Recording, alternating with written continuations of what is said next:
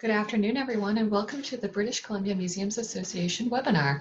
My name is Lorenda Calvert, and I'll be your host for today. Today's webinar topic is Introduction to Brave Spaces. This webinar will be presented by Regan Shrumm. Before we begin, I'd like to acknowledge that the BCMA offices are located on the traditional lands of the Songhees and Esquimalt First Nations.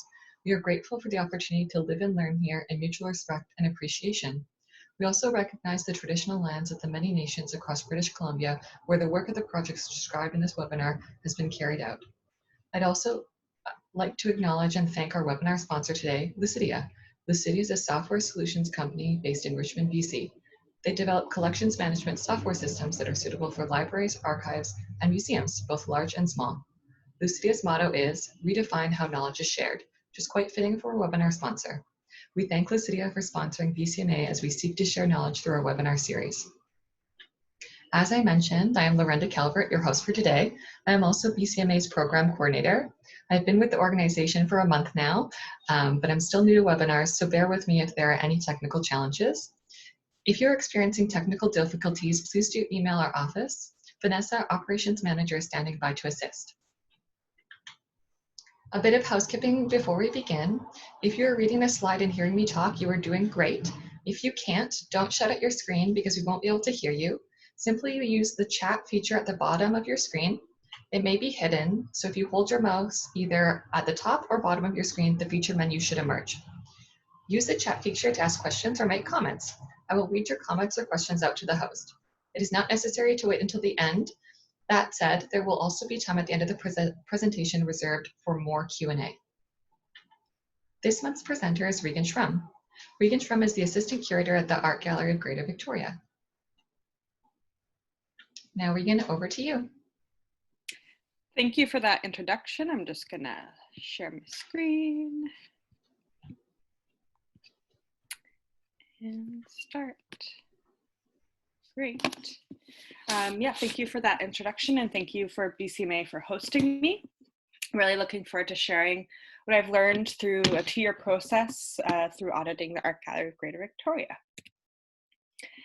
And as we are gathered digitally, I really want to think about our land acknowledgement and think about how we can continue to be in solidarity with the indigeneity of the land. I'm currently located on the traditional and unceded lands of the Kwanghan-speaking peoples and the Oceanic peoples.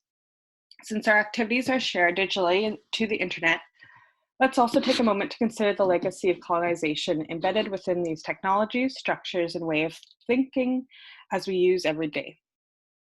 We are also using equipment and high-speed internet that are not available to many Indigenous communities. Even the technologies that are central to much of the museums that I may mention leave significant carbon footprints, contributing to changing climates that are disproportionately affecting Indigenous peoples worldwide. I invite you to join me and acknowledge all of this as our shared responsibility to make good of this time for each of us to consider our role in reconciliation, decolonization, and allyship, and think through about our situation right now, as well as what we're talking about in relation to Indigenous communities in Canada and all throughout Turtle Island. So just a little bit about me. I'm a queer curator living with multiple disabilities. I come from Italian, Polish, German, English, and Scottish ancestry. My pronouns are she, her, and they, them. I've received an MA in art history from the University of Victoria and have been working in the museum field since 2010. I'm currently the assistant curator at the Art Gallery of Greater Victoria. And my curatorial practices focus on centering art at every level and aspect of society, as the arts allows us to understand, complicate, and contradict truths about human experiences. It also focuses on demonstrating how the arts overlap with health and wellness, education, social services, and social justice. And finally, I create programming that is community built and examines radical relationships. So in creating a brave space or a welcoming space, I'll start with this, where we can listen to multiple viewpoints, recognize privileges, and sit with discomfort in learning and unlearning, I want to attempt to make this space as brave as possible, even virtually. I realize that those attending the webinar are being monitored through BCMA, so we cannot make guidelines together as I usually do in this type of workshop. However, I just want to provide some of my own, which includes adding humor, asking a question whenever you would like. And I also want to note this image, this video that is playing on the slide. It's a reminder to breathe. So inhaling for 3, going with the flow of the triangles of the geography, and exhaling for 3. I find that this is really a reminder to breathe. It helps me focus, and it's a good way of connecting people together, especially during this time of crisis.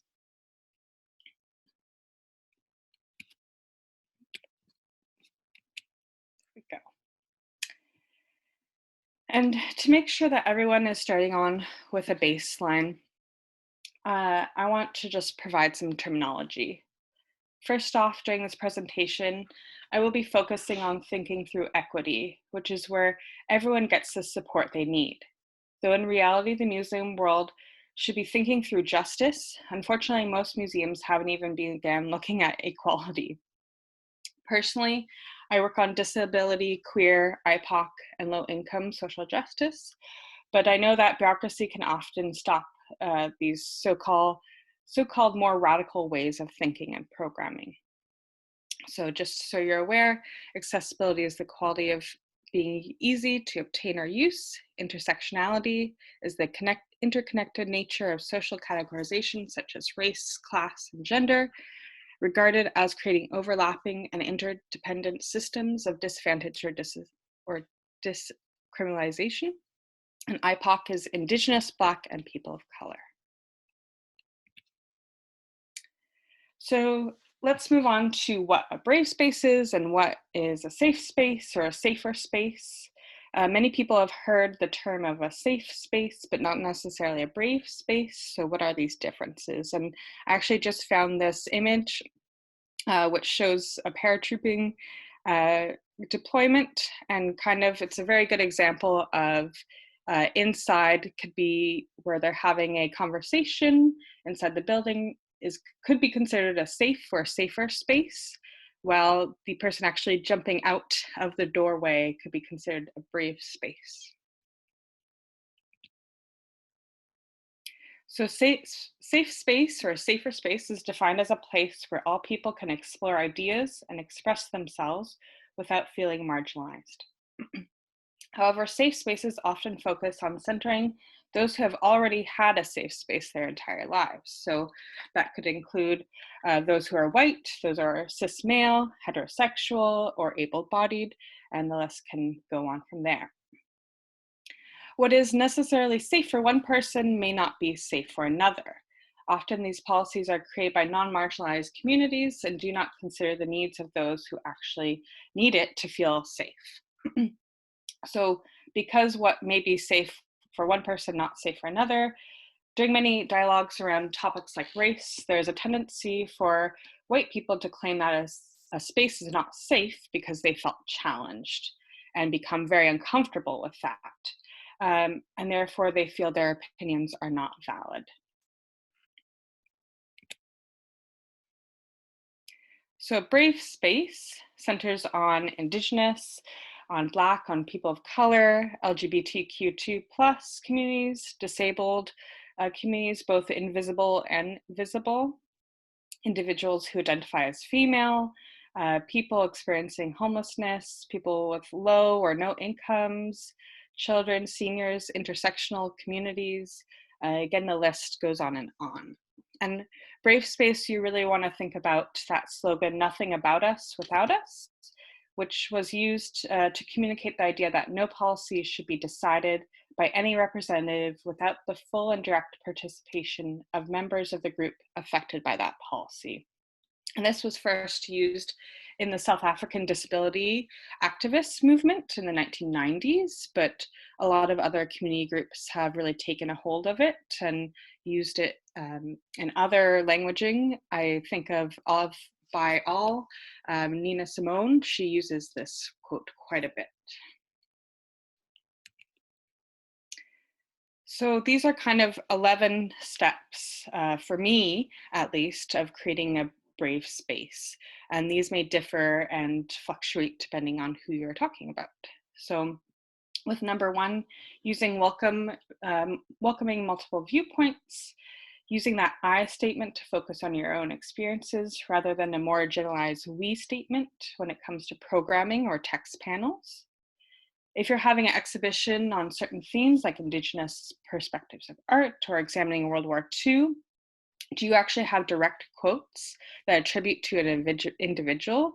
Have you had individuals from that community be a part of that planning session throughout? For 2, own your own intentions and impacts. With this, we respect each other's experiences and feelings by taking responsibility for the effects of your own words. If you have a strong reaction to something, but let the group know, but in a polite manner. 3, recognize your own privileges, and this is what this image is referring to. So use this space to recognize and investigate your own privileges, such as class, race, gender, sexual orientation, ability, and honor the differences we all bring to the space, but also acknowledge that there are those in the room who have very different experiences, and really recognize what you bring to your table in terms of your own privilege. So then number 5, I'm gonna talk about stepping back, and that means to share speaking time and try to speak after others who have not spoken, especially if you're not from a marginalized community. So really being aware of how many times you have spoken, looking around a room, making sure you have seen everyone has kind of spoken, but not, and kind of inviting that if someone hasn't spoken, but allowing that space also to give them if someone doesn't want to speak. So going on to the next 11. So noticing and naming group dynamics in the moment. Everyone is responsible in this space, so be aware of how others are responding. Active listening, and I find a very hard skill that you really have to work on. So listen to what is being said before thinking about how to respond. Notice any defensiveness or denial that may arise. Number 8, challenging with care, finding ways to respectfully challenge others and be open to challenging your own point of views as well. Think about how to question ideas without personally attacking. And with number 9, confidentiality, the thought is to share the message, not the messenger. So this phrasing is intended to allow participants to share the insights they gain from the dialogue with others in their community, but ask them to do so in a way that avoids using detail that would allow a listener to infer someone's identity. And number 10, breaking it down. So this means using simple language. This can help engage individuals who might otherwise not be engaged with, such as kids, such as some individuals with developmental disabilities.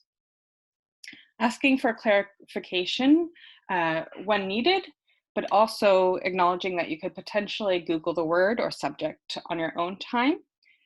Because when you're asking for background information or clarification, you can sometimes be making someone else put in the effort, and maybe they've explained it many times before. For example, I worked with an artist who really appreciated the fact that I didn't ask her what the word kanji was when I was talking to her. And I didn't know what the word kanji was. I knew it was a type of food. I didn't know exactly what it meant.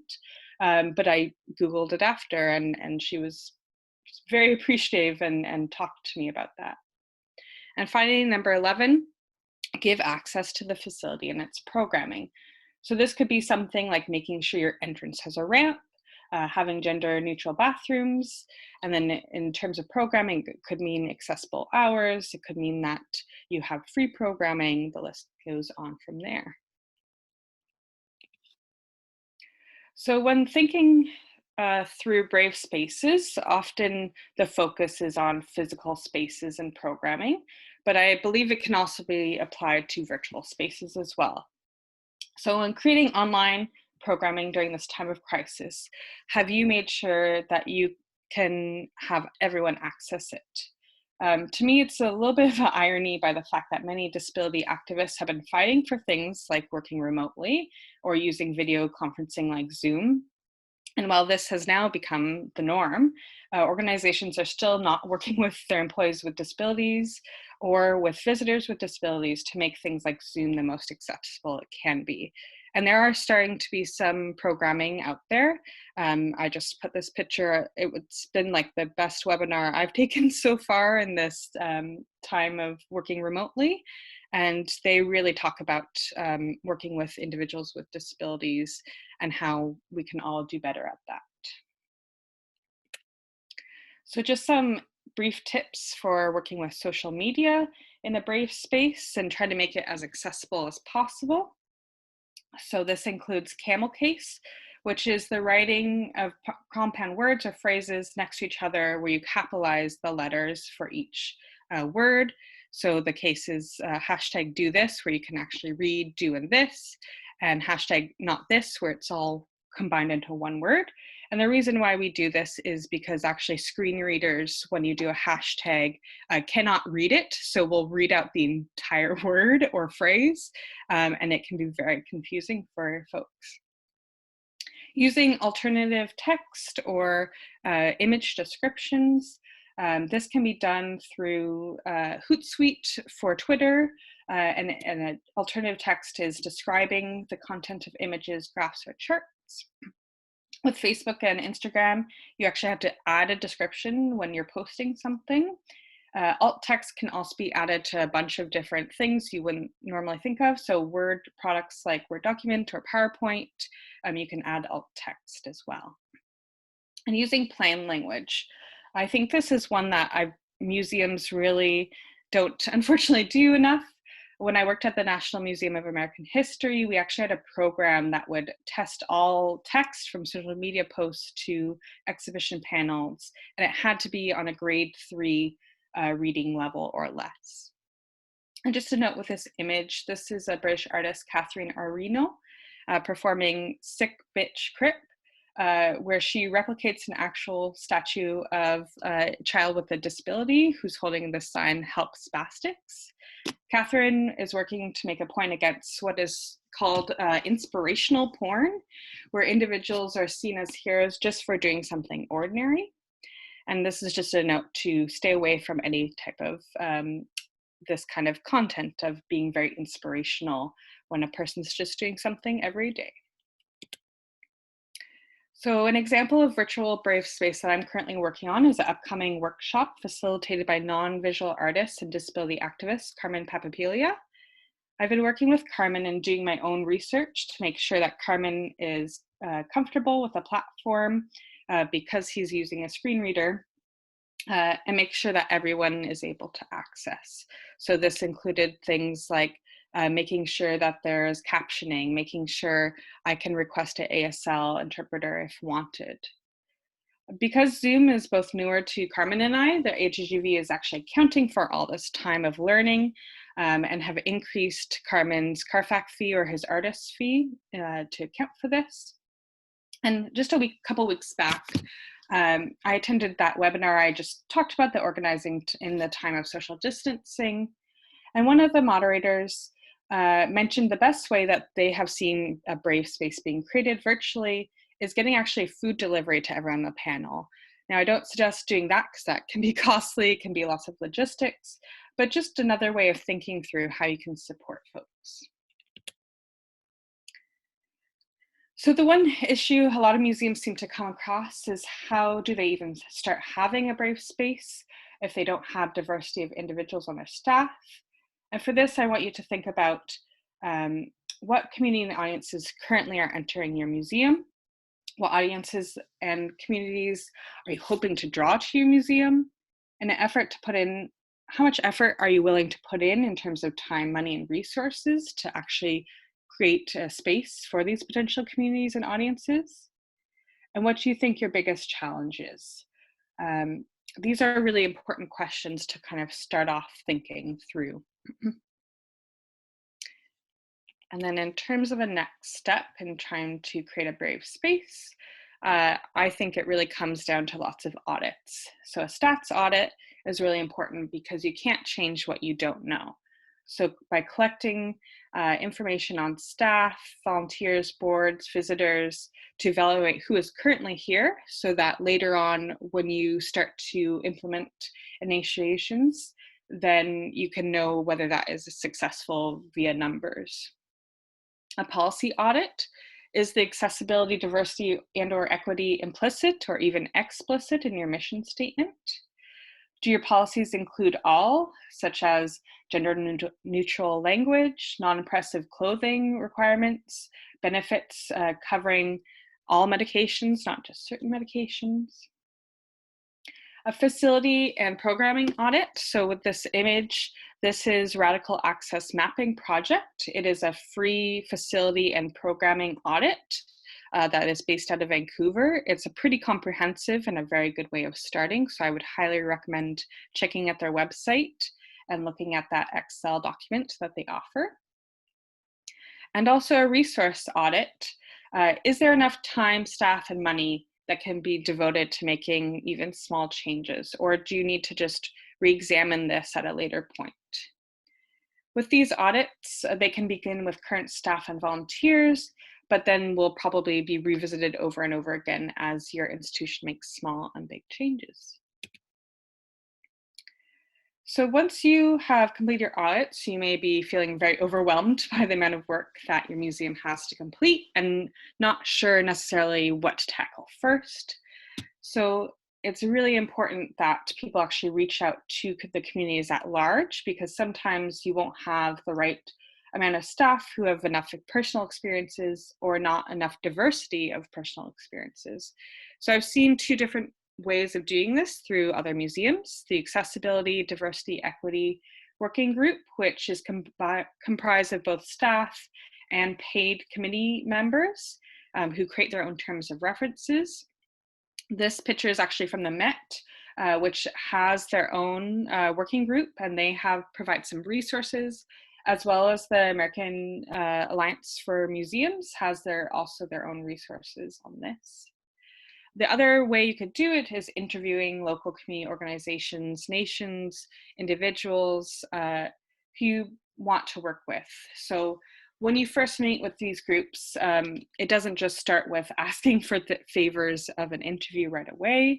It means you may be treating them to lunch, you and your staff going to their events first, knowing what they're kind of doing. And then, but this is also a really good way of, with both of these, actually having individuals who might be helpful in finding potential staff, volunteers, board members, or they themselves may be potential and future staff members. While there's a lot of excitement through having these types of groups and interviews, you also have to make sure that you are not over-promising too much. And I've seen this happen. The Portland Art Museum also has a working group. And when it was first started about 2 years ago, there was too many promises met, and this really disappointed those who are on the committee. So being aware your own budget and what you can actually provide. So this is just a little exercise over the next minute. I would like you to brainstorm in the next minute some potential needs. You can just jot them down or think of them in your mind for LGBTQ2 plus staff, board, visitors, etc.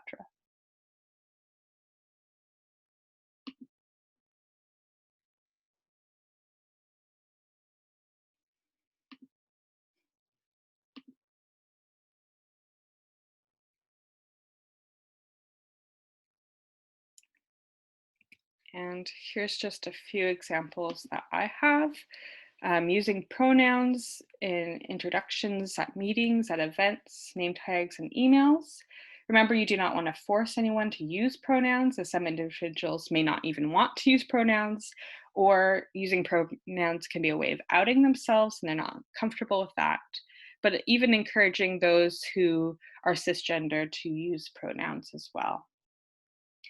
Encourage that staff benefits include coverage for drug related to HIV and AIDS, as well as transition related costs.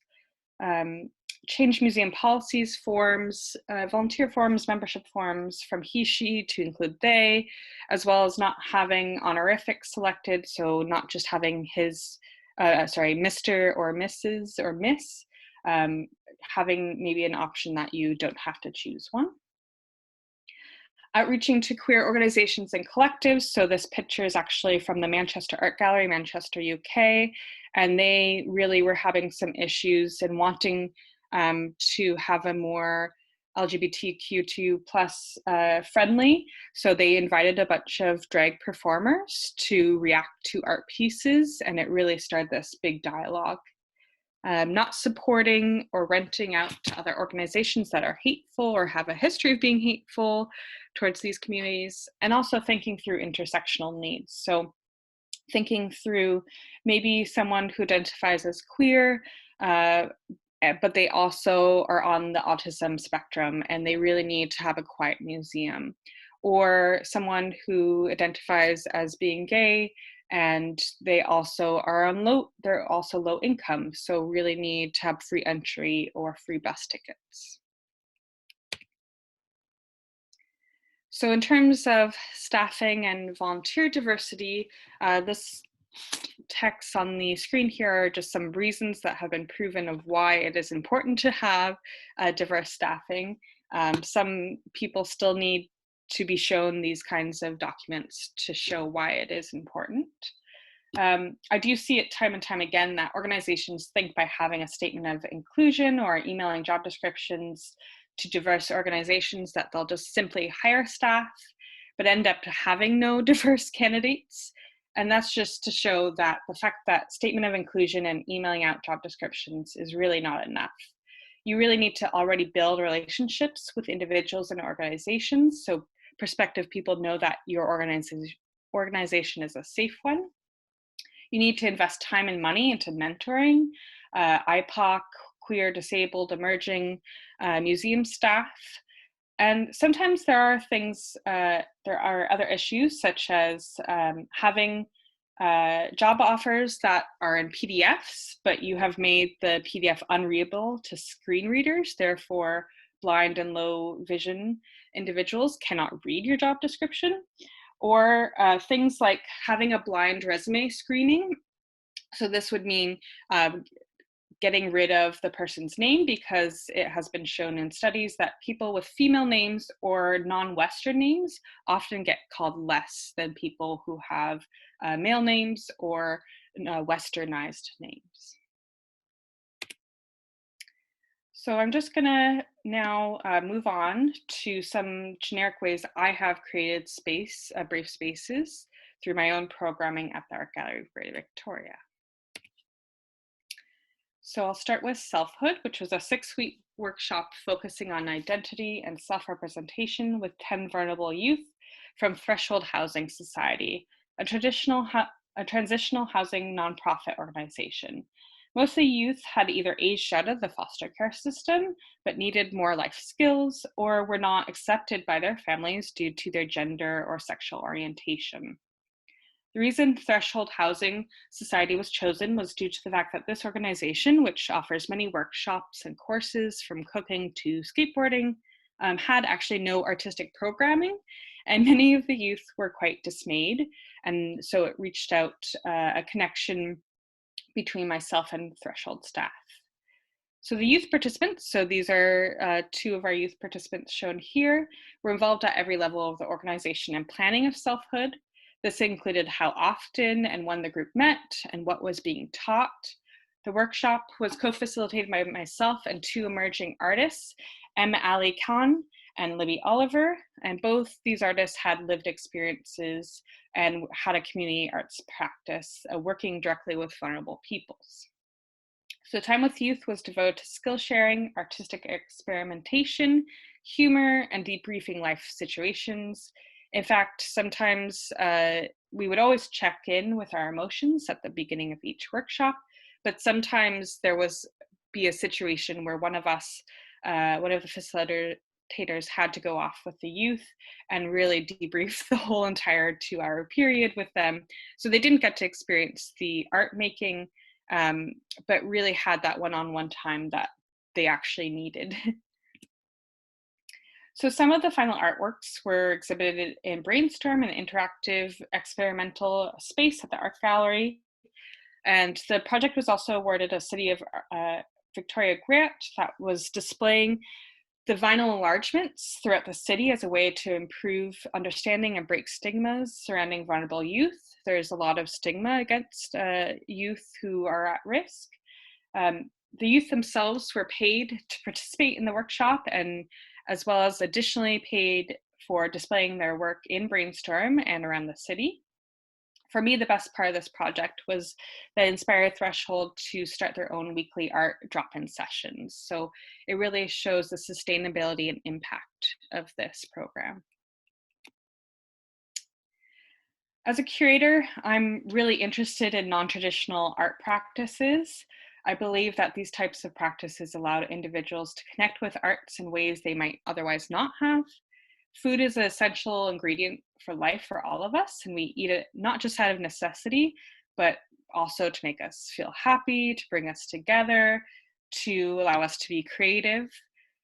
However, the food can also have some bleak realities, unfortunately, that are not typically examined, such as xenophobia in food.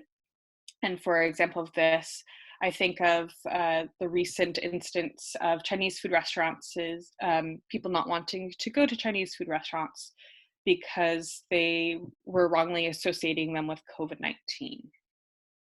So what artists bring to the table examined the wide range of narratives that food offers us.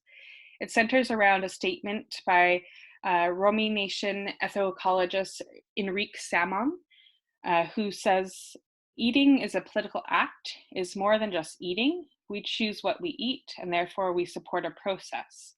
But eating is also a cultural act. It reaffirms one's identity and worldview each time one sits down with a plate. We eat both memories and knowledge."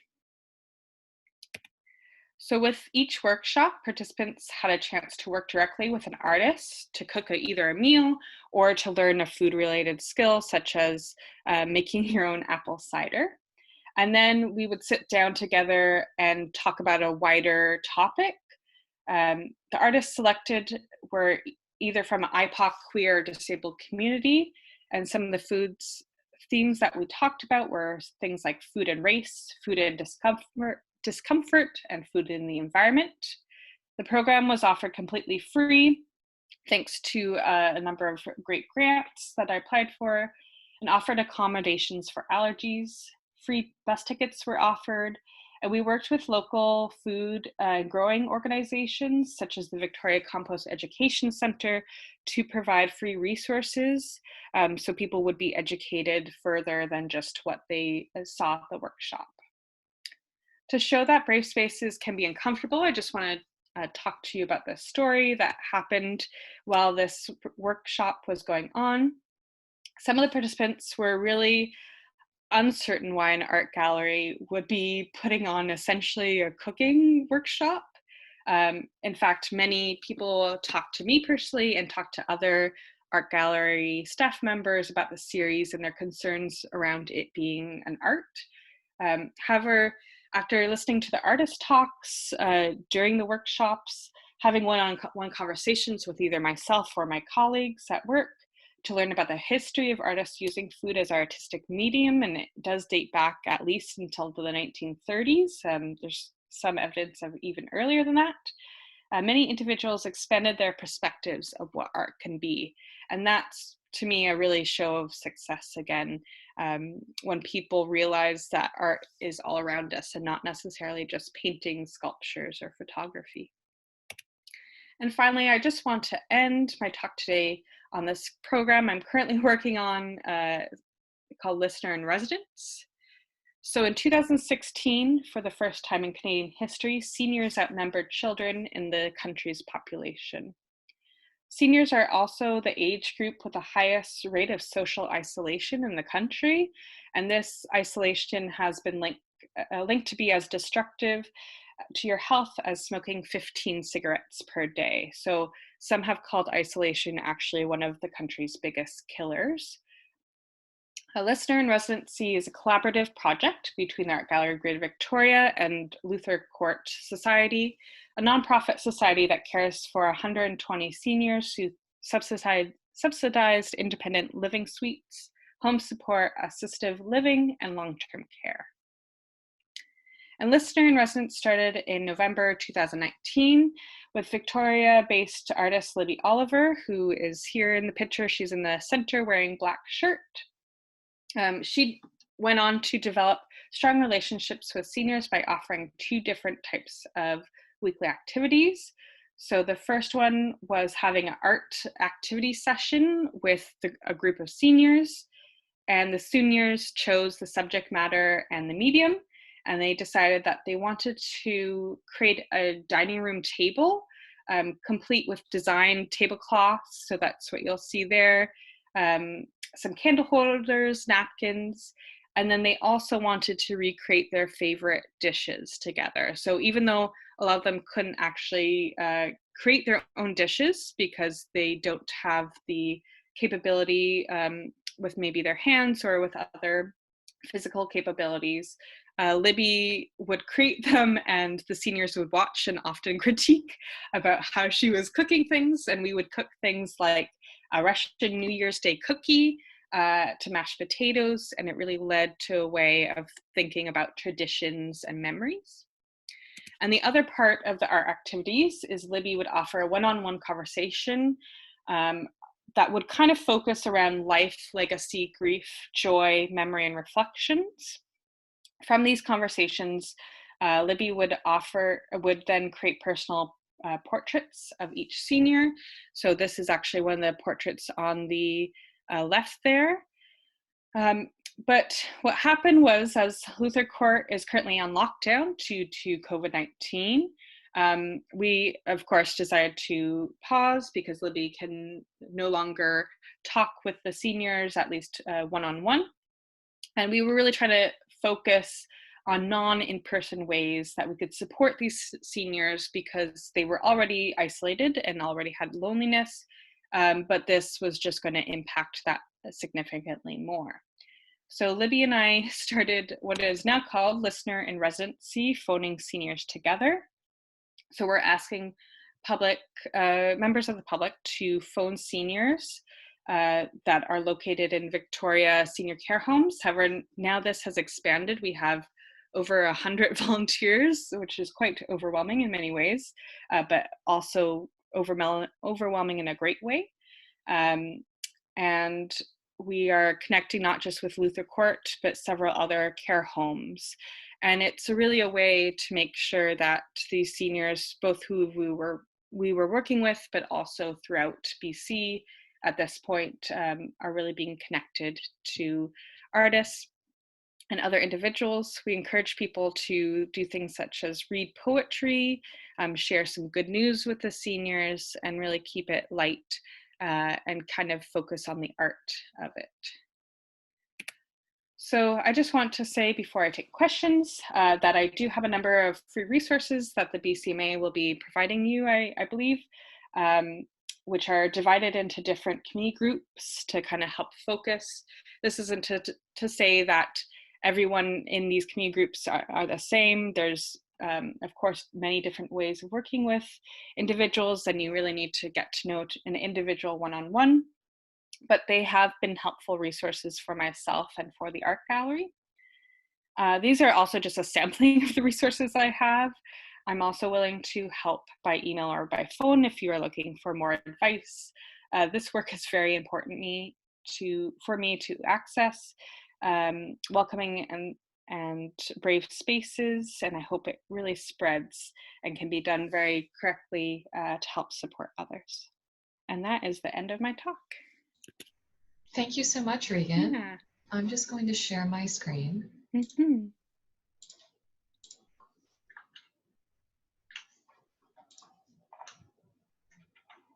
That's my question page. Excellent. Thank you so much. That was wonderful. I loved learning all the details about the Listener in Residence, and I really appreciate the reminder of nothing about us without us. That's such a good little tidbit to take away. I do want to invite questions at this time. please use the chat window to write your questions, and I will ask them out to the presenter. So if you are unsure of where to access the chat function, just hover over the top or bottom of your screen.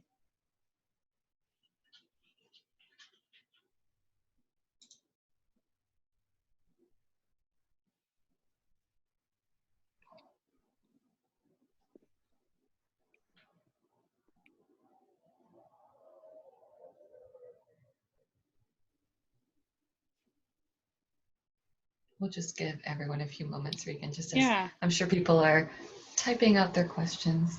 And if not, I have questions for people attending, so. Lovely.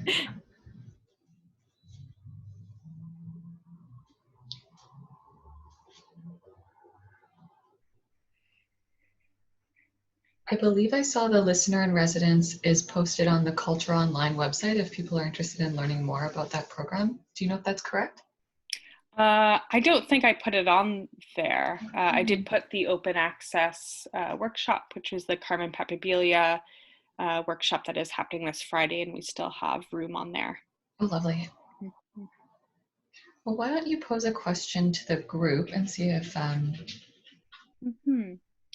Yeah, I just thinking through back on my slides. I just want to get to know like what communities or audiences are your organizations hoping to draw in, and what are your biggest challenges in trying to draw these communities into your museum? Question. We do have a question that was posted in the chat. Oh, yeah. This person is inquiring if there are any good online resources to help with making social media posts more accessible.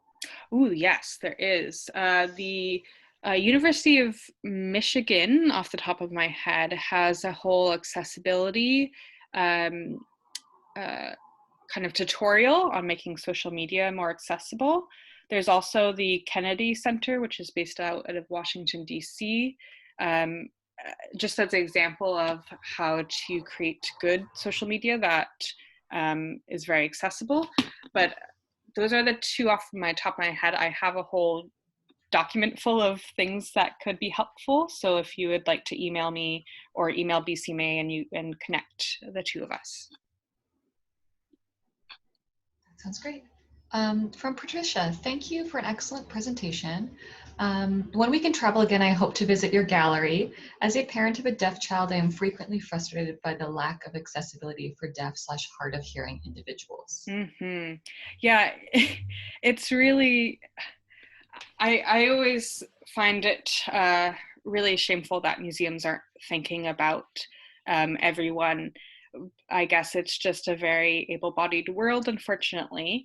I do find that there are some museums who are definitely thinking through deaf and hard of hearing individuals. I myself have been connecting with Victoria Island Deaf and Hard of Hearing and connecting with them for ASL interpreters.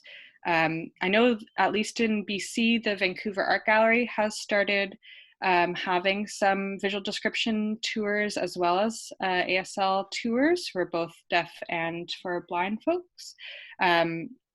So these are some pushes that are happening and hopefully will continue to happen. Thank you.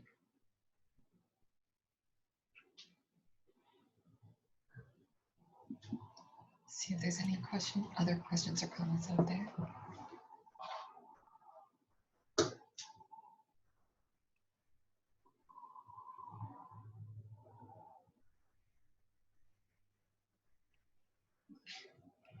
Did you have another question you may want to pose to the group?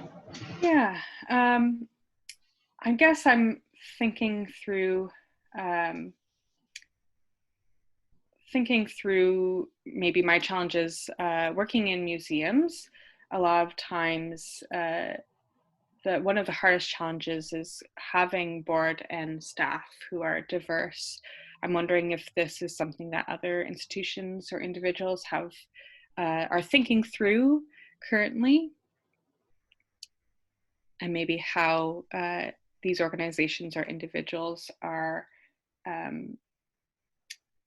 are thinking of it as a priority, or if it's something that is just kind of get to when we get to. An excellent question.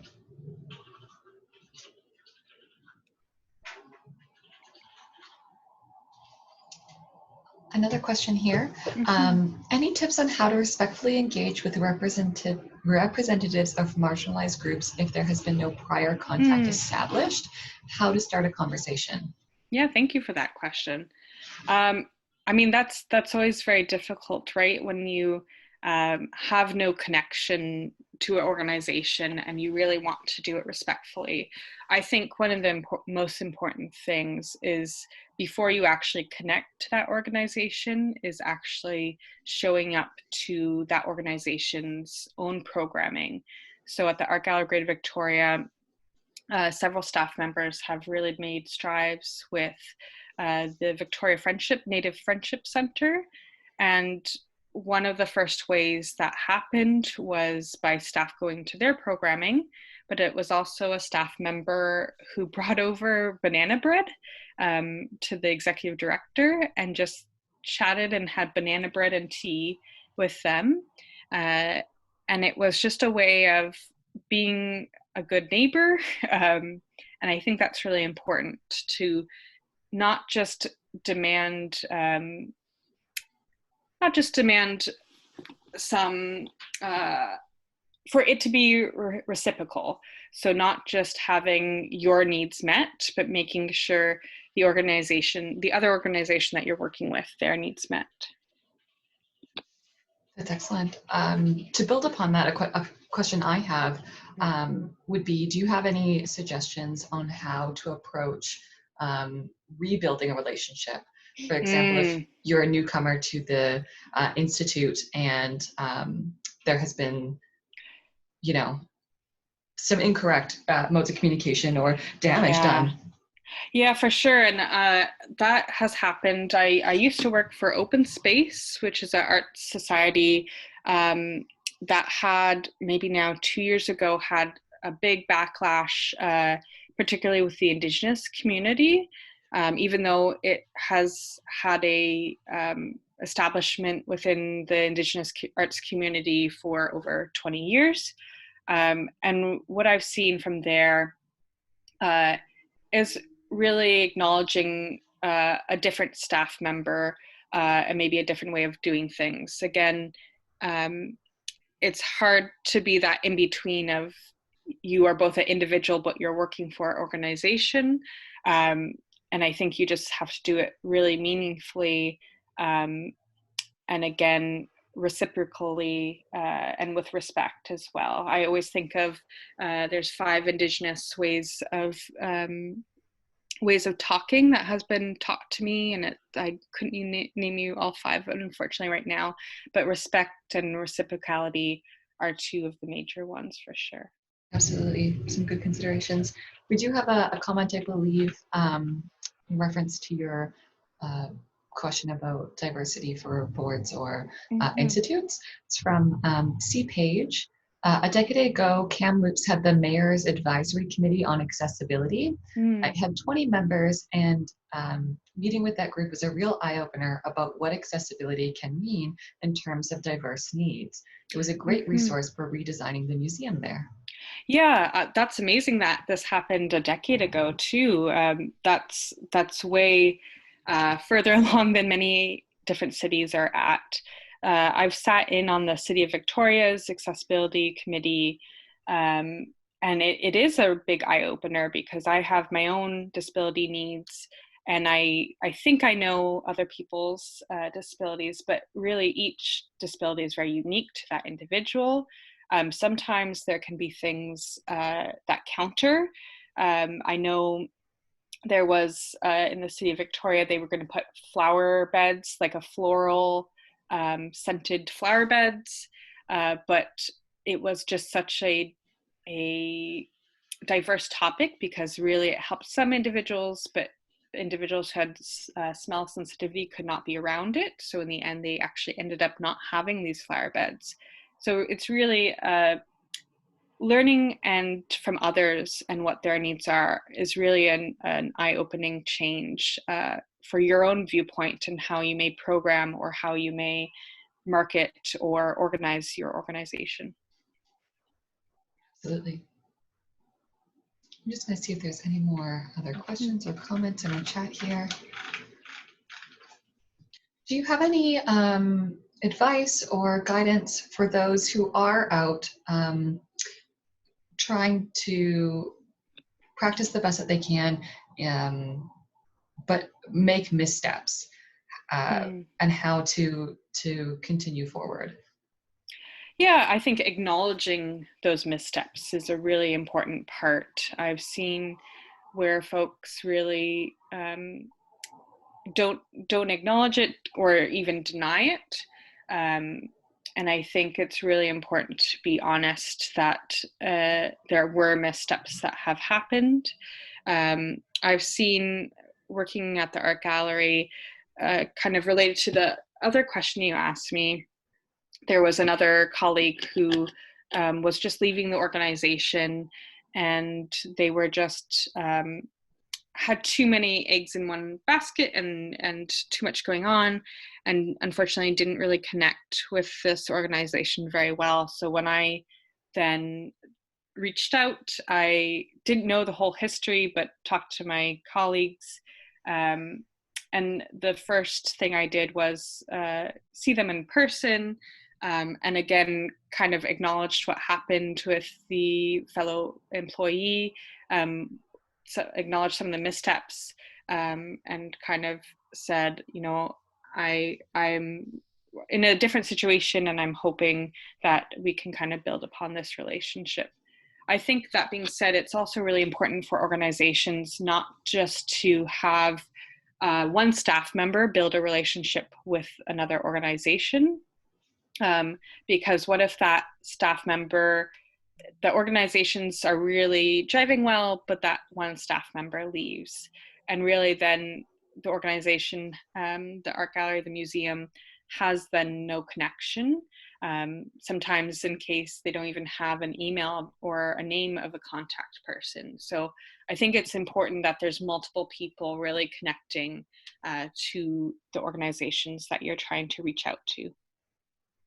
I completely agree. And I think there also has to be buy-in and understanding from the entire institute. Yes, that's very important. That's why I always try to preach board members, especially, because I think an organization, it's hard to move forward unless you have big buy-in from your board and from your upper management.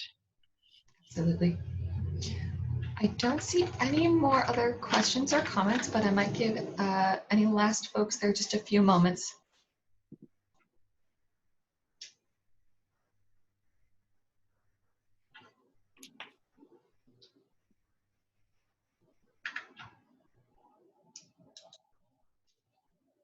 Okey-doke.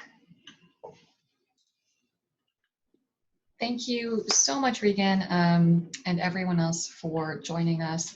That was extremely valuable, and I really appreciate the time you took. And I look forward to sitting down after this and really putting my pen to paper and thinking about some ways that I can move forward from this with the lessons I've learned. So thank you so much for joining us. Mm-hmm. No problem. I just wanted to remind everyone that we do have a few more webinars coming up in April. Please join us on Wednesday, April 22nd and 29th for our BC Hearn April webinar series. Our webinar on Wednesday, April 22nd is touching on emergency salvage of museum collections. Please remember, if you have any suggestions for topics in 2020 or wish to present one yourself, you can email me at programs@museumsassociation.bc.ca, and please fill out our follow-up survey, which will be in your inboxes soon. Lastly, if you are not already a member of the BCMA, please consider joining us and staying connected. Your webinar, or your membership benefits, include free webinar participation, as well as access to all previously recorded webinars, reduced registration fees for our annual conference, regional workshops, and other events, access to Prodi resources through our website, including Roundup Magazine, regular e-newsletters with up-to-date grant opportunities, job postings, and much, much more. There's more information about membership on our website. And thank you again, everyone, for joining us. please keep an eye on your inbox as the survey as well as a link to this recorded webinar will be there shortly. Thanks again, Regan. I really appreciated you joining us and for everyone listening.